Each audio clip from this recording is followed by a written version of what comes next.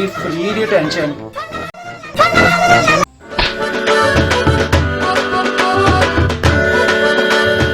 जानू सलाम ठोकदी आ।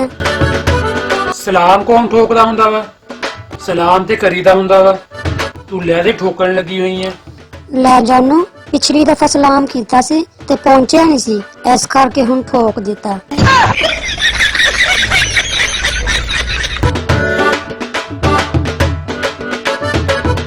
ਤੈਨੂੰ ਨਹੀਂ ਕਦੇ ਵੀ ਅਕਲ ਆਉਣੀ ਹੈਗੀ। ਤੇਰਾ ਦਿਮਾਗ ਕਦੇ ਵੀ ਨਹੀਂ ਕੰਮ ਕਰਨਾ। ਕਿੱਡੀ ਬੇਅਕਲ ਆ ਤੂੰ।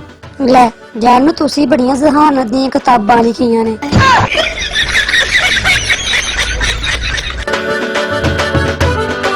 ਅੱਛਾ ਤੂੰ ਮੈਨੂੰ ਪਹਿਲਾਂ ਇਹ ਦੱਸ, ਇਹ ਅੰਨੀਆਂ ਗੱਲਾਂ ਤੈਨੂੰ ਆਉਂਦੀਆਂ ਕਿੱਥੋਂ ਨੇ? जानू मैं ते मेरी अम्मी दोनों बह के लिखदे आ। ਜਿਹੀ ਜੀ ਤੂੰ ਆ ਉਹੀ ਜੀ ਤੇਰੀ ਮਾਂ ਵਾ। ਚੱਲ ਸੁਣਾ ਕੀ ਆ? जानू पै लंबा यासीन सुनावा।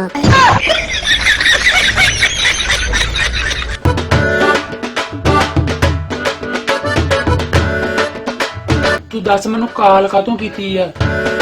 जानू मैनू लैन नहीं आए तुसी, वेखियो किड्डे ढीठ किस्म दे हो तुसी। ਮੈਂ ਨਹੀਂ ਹਲੇ ਆਉਣਾ ਹੈਗਾ, ਮੇਰਾ ਪੇਟ ਬਹੁਤ ਦਰਦ ਕਰਦਾ ਵਾ। हाँ हाँ जानू ओ कहंगे दुखन लग गया, मिट्टी खान लग गए।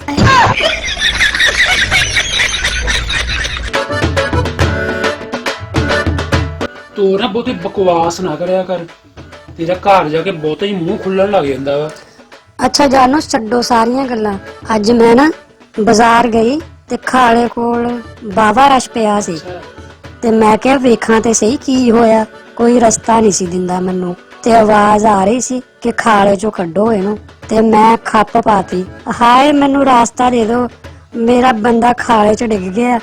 वो मेरा बंदा है, जाके देखिया ते खोता खाले च डिगया पिया सी।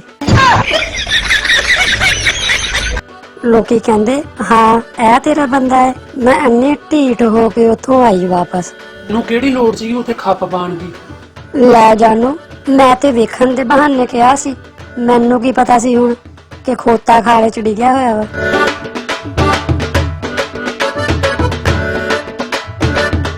ਚੱਲ ਹੁਣ ਤੂੰ ਘਰ ਹੀ ਰਹਿ। Hello hello hello. ਸਾਰੀ ਗੇਮ ਦਾ ਮਜ਼ਾ ਵੀ ਖਰਾਬ ਕਰ ਦਿੱਤਾ।